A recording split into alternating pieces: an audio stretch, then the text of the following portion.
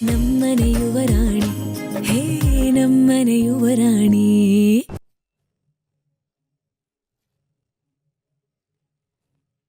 ನಾವ್ ಅನ್ಕೊಂಡ್ ಹಾಗಿಲ್ಲ ಅಂದ್ರೆ ಏನ್ ಅರ್ಥ ಮೀರಾ? ಅದು ಅದು ಅದು ಅಲ್ಲಿ ಅಕ್ಕ. ಮೀರಾ, ಇವತ್ತೇನಾದ್ರೂ ನೀನ್ ಅದಕ್ಕೆ ಬಗ್ಗೆ ಕಂಪ್ಲೇಂಟ್ ಹೇಳಿದ್ರೆ ನಾನಂತೂ ಕೇಳಲ್ಲ. Enough is enough. ಜಗತ್ತಲ್ಲಿ ಯಾರು ಇನ್ನೊಬ್ರು ಯೋಚನೆ ತಕ್ಕಾಗೆ ಬದುಕಕ್ಕಾಗಲ್ಲ. ಎಲ್ಲರಿಗೂ ಅವ್ರದ್ದೇ ಆದಂಥ ಐಡೆಂಟಿಟಿ ಇರುತ್ತೆ. ನೀನು ಯೋಚನೆ ಮಾಡಿದಾಗೆ ಜಗತ್ತಿರಬೇಕು ಅಂತ ನೀ ತಿಳ್ಕೊಳ್ಳೋದು ಮುಟ್ಟಾಳ್ತನ. Do you understand?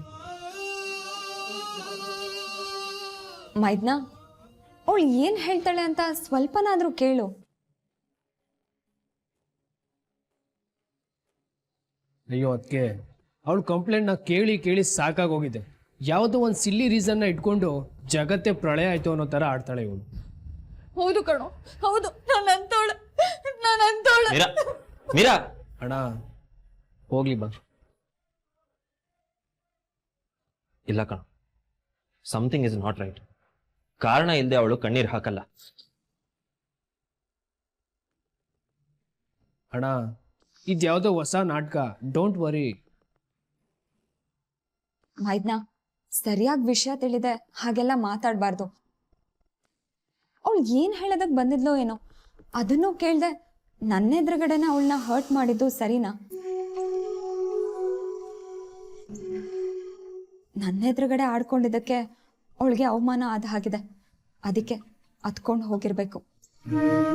ನಿಮಗೂ ಆಗ ಅನ್ನಿಸ್ತಾ ಅದಕ್ಕೆ? ಸರಿ ಬಿಡಿ, ನಾನೇ ಹೋಗೋಳಕ್ಕೆ ಸಮಾಧಾನ ಮಾಡ್ತೀನಿ. ಹಾಂ, ಬೇಡ ಬೇಡ, ನನ್ನ ವಿಷಯಕ್ಕೆ ಅಲ್ವಾ ಅವಳೆತ್ತಿದ್ದು. ನಾನೇ ಹೋಗೋಳನ್ನ ಸಮಾಧಾನ ಮಾಡ್ತೀನಿ. ಆದರೆ ನೆಕ್ಸ್ಟ್ ಟೈಮ್ ನನ್ನೆದ್ರಿಗೆ ಅವಳನ್ನ ಈ ರೀತಿಯೆಲ್ಲ ಅವಮಾನ ಮಾಡಬೇಡಿ. ನನಗದೆಲ್ಲ ಇಷ್ಟ ಆಗಲ್ಲ. ಪಾಪ ಮೀರಾ.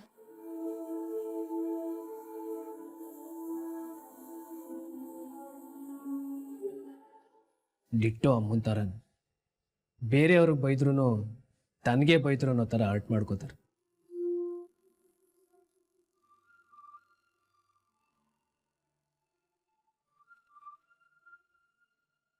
ಮೀರಾ ಯಾಕೆ ಹಾಗಳ್ತಿದ್ಲು? ಏನೋ ಹೇಳೋದಕ್ಕೆ ಬಂದ್ಲು. ಅಣ್ಣ, ಅದಕ್ಕೇನೆ ಹೇಳಿಲ್ವಾ, ಅವ್ರ ಮುಂದೆ ಅವಳನ್ನ ಬೈದಿದ್ದಕ್ಕೆ ಬೇಜಾರು ಮಾಡ್ಕೊಂಡಿದ್ದಾಳೆ.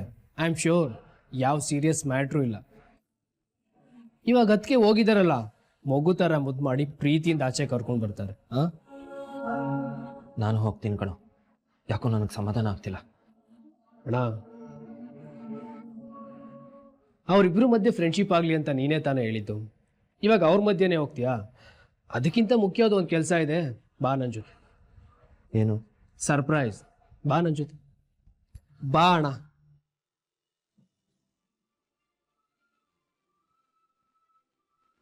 ಯಾವುದಕ್ಕೂ ಸಂಕೋಚ ಪಟ್ಕೋಬೇಡಿ. ಹೋಗ್ತಾ ಹೋಗ್ತಾ ಎಲ್ಲ ಸರಿ ಹೋಗುತ್ತೆ. ಏನೇ ಬೇಕಂದ್ರೂ ನನ್ನ ಕೇಳಿ. ಅಯ್ಯೋ ಅಮ್ಮ, ನೀವು ಟೆನ್ಷನ್ ಮಾಡ್ಕೊಳ್ಬೇಡಿ. ಇವಾಗ ಇದು ನಮ್ಮನೆ ಅಲ್ವಾ? ನಮ್ಮನೆಯಲ್ಲಿ ನಾವು ಸಂಕೋಚ ಪಡ್ಕೊಳಕ್ಕೇನಿದೆ? ಯಾಕಮ್ಮ, ನಾನೇನ್ ತಪ್ಪು ಹೇಳಿದ್ನಾ? ಇಲ್ಲಮ್ಮ, ಸರಿಯಾಗೇ ಹೇಳಿದೆ. ಇನ್ಮೇಲೆ ಇದು ನಿಮ್ಮ ಕುಟುಂಬ. ನಾನು ಅಹಲ್ಯ ರೆಡಿ ಆದ್ಲೋ ಇಲ್ವೋ ಅಂತ ನೋಡ್ಕೊಂಡು ಬರ್ತೀನಿ. ನಮ್ರತ, ನೀನು ಫ್ರೀ ಆದರೆ ಬಂದ್ಬಿಡು. ಅಹಲ್ಯನ ರೆಡಿ ಮಾಡಬೇಕು. ಇವಾಗ್ಲೇ ಬರ್ತಿ. ಲೇ ಅಮ್ಮು, ಸ್ವಲ್ಪ ಹೊತ್ತಿಲ್ಲೇ ಕೂತ್ಕೊಳ್ಳೆ, ನಿನ್ನ ಜೊತೆ ಮಾತಾಡಬೇಕು. ಯಾಕಮ್ಮ? ಒಂದು 5 ನಿಮಿಷ ಕೂತ್ಕೋ, ಮನಸ್ಸು ಸಮಾಧಾನ ಆಗಲಿ.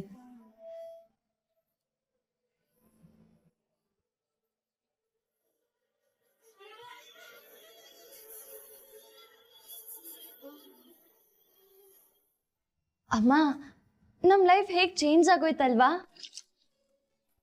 ಬರೀ 15 ದಿನದ ಮುಂಚೆ ನಾವ್ ಹೇಗಿದ್ವಿ, ಇವಾಗ ಹೇಗಿದೀವಿ.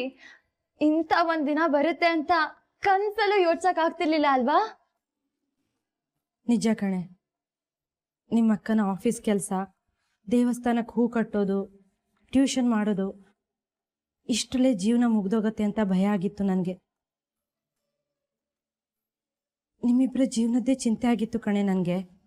ಈಗೆಲ್ಲ ಸರಿ ಹೋಯ್ತು. ಇನ್ನ ರೀತಿ ಯಾವ ಟೆನ್ಷನು ಇಲ್ಲ ತಾನೆ? ಟೆನ್ಷನ್ ಯಾವುದೂ ಇಲ್ಲ. ನಿಮ್ಮ ಅಕ್ಕ ಈ ಮನೇನ ಸರಿದೂಗಿಸ್ಕೊಂಡು ಹೋದ್ರೆ ಸಾಕು. ಅಕ್ಕಂಗೆ ಜವಾಬ್ದಾರಿ ಕೊಟ್ರೆ ಅವಳು ಚೆನ್ನಾಗಿ ನೋಡ್ಕೊಳಲ್ವಾ? ನಮ್ಮ ಅಕ್ಕ ಎಲ್ಲಾದ್ರಲ್ಲೂ ಪರ್ಫೆಕ್ಟು. ನೀಟಾಗಿ ಮನೆನ ಹ್ಯಾಂಡಲ್ ಮಾಡ್ತಾಳೆ. ಇನ್ ಸ್ವಲ್ಪ ದಿನದಲ್ಲೇ ಈ ಮನೆಯವರೆಲ್ಲ ಅವಳಿಗೆ ಹಾಡ್ ಹೊಗಳ್ತಾರೆ, ನೋಡ್ತಾ ಇರು. ಅಷ್ಟಾದ್ರೆ ಸಾಕು ಕಣೆ. ಸರಿ, 5 ನಿಮಿಷ ಆಯ್ತು, ನಾನು ಅಕ್ಕನ ಹತ್ರ ಹೋಗ್ತೀನಿ. ಶಾಂಭವಿ ಅಮ್ಮ ಬೇರೆ ಕರೆದಿದ್ದಾರೆ. ಇಲ್ಲೇ ಅಮ್ಮು ಏನಮ್ಮ? ನಿಮ್ಮ ಚಿಕ್ಕಪ್ಪ ಎಲ್ಲೇ? ಅಯ್ಯೋ, ಅವ್ರದ್ದೊಂದು ಕತೆ. ಒಳ್ಳೆ ಶತ್ರುಗಳ ಮನೆಗೆ ಬಂದಂಗೆ ಮುಖ ಗಂಟಾಕೊಂಡು ಅಲ್ಲಿ ಇಲ್ಲಿ ತಿರುಗ್ತಿರ್ತಾರೆ. ಅಲ್ಲಮ್ಮ, ಈ ಚಿಕ್ಕಪ್ಪಂಗೆ ಅಕ್ಕನ ಖುಷಿ ಕಂಡ್ರೆ ಸಹಿಸ್ಕೊಳಕ್ ಆಗಲ್ವಾ? ಯಾಕಾಗ ಮುಖ ಮಾಡ್ಕೊಂಡಿರ್ತಾರೆ? ದೊಡ್ಡವ್ರ ಬಗ್ಗೆ ಹಾಗೆಲ್ಲ ಮಾತಾಡಬಾರ್ದು. ಹೋಗಿ ಕೆಲಸ ನೋಡ್ಕೊ. ನಾನು ಹೋಗ್ತಿದ್ದೆ, ತಡ್ದವ್ರು ಯಾರು?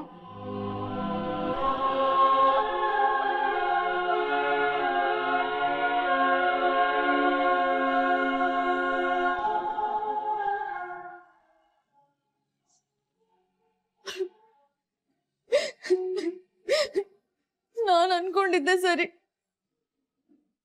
ಎಲ್ಲ ನಾನು ಅನ್ಕೊಂಡಂಗೆ ಆಗಿದೆ.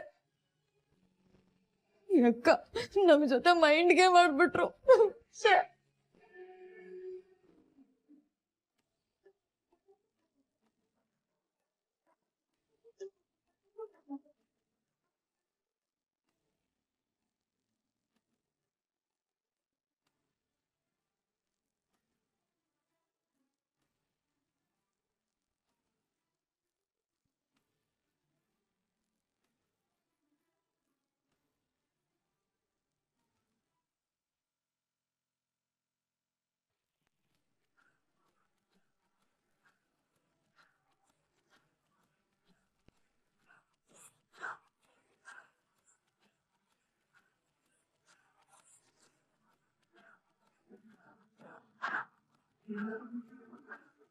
ಏನ್ ಪುಟ್ಟ,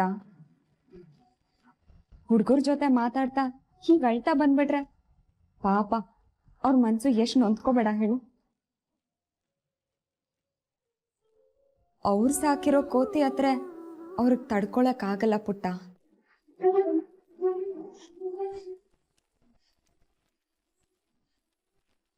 ನನ್ ಮೈದ್ನನೇ ನಿನ್ನನ್ನ ಸಮಾಧಾನ ಮಾಡ್ತೀನಿ ಅಂತ ಬರ್ತಿದ್ದ. ಆದ್ರೆ ನಾನೇ ಬೇಡ, ಆ ಮಂಗನ್ ನಾನೇ ಸಮಾಧಾನ ಮಾಡ್ತೀನಿ ಅಂತ ಬಂದೆ. ಅಕ್ಕ ಅಕ್ಕ ಪ್ಲೀಸ್ ಅಕ್ಕ, ನೀವೇನಾದ್ರೂ ಬೇಕು ಅಂತಲೇ ಈ ತರ ನಾಟಕ ಮಾಡ್ತಿದ್ರೆ ಈಗ್ಲೇ ಹೇಳ್ಬಿಡಿ. ಆಮೇಲೆ ನಾನು ನಮ್ಮ ಮನೆಯವ್ರ ಹತ್ರ ಈ ವಿಷಯ ಹೇಳೋದು, ನೀವ್ ಅದನ್ನ ಸುಳ್ಳು ಅಂತ ಹೇಳಿ ನಮ್ಮ ಮನೆಯವ್ರ ಮುಂದೆ ನನ್ನನ್ ಮತ್ತೆ ಕೆಟ್ಟೋಳಾಗೋ ಹಾಗೆ ಮಾಡಬೇಡಿ ಅಕ್ಕ, ಪ್ಲೀಸ್. ಈ ಮುದ್ದಾದ ಮುಖಕ್ಕೆ ಕಣ್ಣೀರ್ ಸೂಟ್ ಆಗಲ್ಲ ಪುಟ್ಟ. ಅಯ್ಯೋ ದೇವ್ರೆ, ಅಕ್ಕ ಅಕ್ಕ ನೀವೇನ್ ಮಾಡ್ತಿದ್ದೀರಾ ನಂಗೊಂದು ಗೊತ್ತಾಗ್ತಿಲ್ಲ.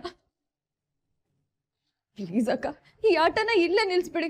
ನಿಜವಾಗ್ಲೂ ನೀವು ನನ್ನ ಗೋಳಿಕೋತಿದ್ದೀರಾ ಅಲ್ವಾ? ಹಾ, ನೀನು ತುಂಬಾ ಇನ್ನೋಸೆಂಟ್ ಬೇಬಿ. ಆಕ್ಚುಲಿ ಆಗಿದೆ ಏನ್ ಗೊತ್ತಾ, ನಿನ್ ಹತ್ರ ಯಾವ ವಿಷಯನೂ ಮುಚ್ಚಿಡ್ಬಾರ್ದು, ಎಲ್ಲ ವಿಷಯನೂ ನಿನ್ ಹತ್ರ ಹೇಳ್ಕೊಂಡ್ಬಿಡ್ಬೇಕು ಅಂತ ಹೇಳ್ಕೊಂಡೆ. ಬಟ್ ನೀನ್ ಅದನ್ನ ತಗೊಂಡ್ ಹೋಗಿ ಮನೆಯವ್ರ ಹತ್ರ ಚಾಡಿ ಹೇಳ್ತೀಯ ಅಂತ ನಾನು ಎಕ್ಸ್ಪೆಕ್ಟೇ ಮಾಡಿರ್ಲಿಲ್ಲ.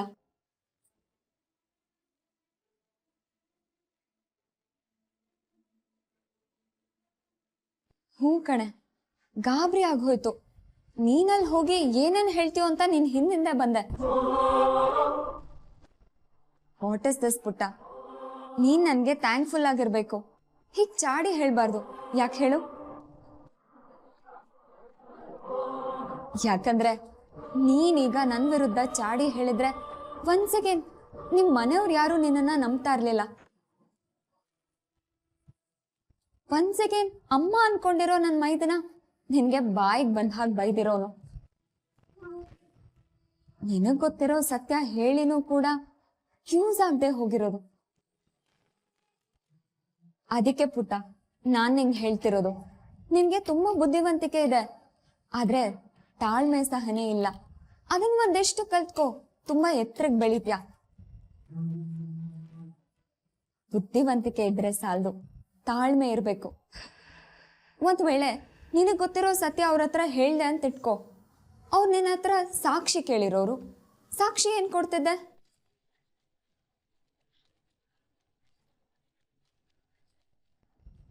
ಆಟ ಯಾವತ್ತೂ ನಮ್ಮ ಕೈಲಿದ್ದಾಗ ಉಸಿರು ಕಟ್ಟಿ ಆಡಬೇಕು.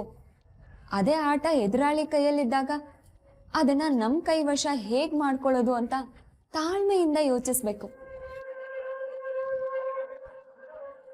ಇದು ಚಾಣಕ್ಯನ್ ಶಾಸ್ತ್ರದಲ್ಲಿದೆ.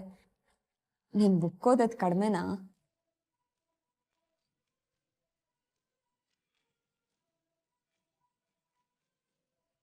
ಮೀರಾ, ಅಕ್ಕ ರೆಡಿ ಆದ್ಲಾ?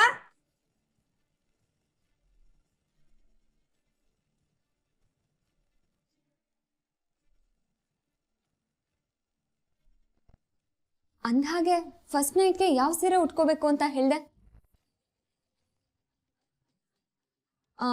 ಹಳದಿ ಅಲ್ವಾ? ಅಲ್ಲಲ್ಲ, ಯಾವ್ದಾದ್ರು ಕಲರ್ಫುಲ್ ಸೀರೆ ಉಟ್ಕೊಳ್ಳಿ ಅಂತ ಹೇಳ್ದೆ ಅಲ್ವಾ? ಸರಿ, ನಿನ್ ಮನ್ಸಿಗೆ ಬೇಜಾರ್ ಮಾಡಲ್ಲ ಪುಟ್ಟ, ಕಲರ್ಫುಲ್ ಸೀರೆನ ಉಟ್ಕೋತೀನಿ.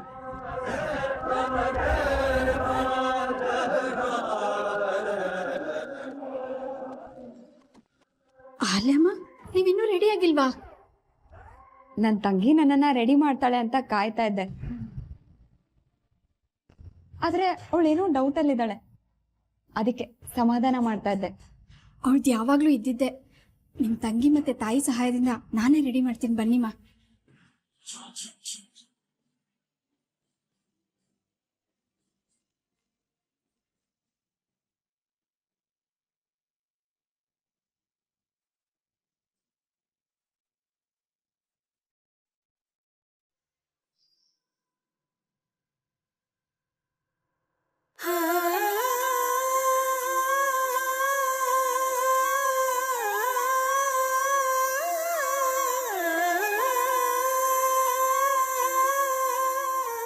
ಅಕ್ಕ ಏನೈತೆ? ಪ್ರಣಮ್ ಪ್ರಣಮ್, ಅಲ್ಲಿ ಅಕ್ಕ ನಾವ್ ಅನ್ಕೊಂಡಂಗಿಲ್ಲ ಕಣೋ. She is very dangerous.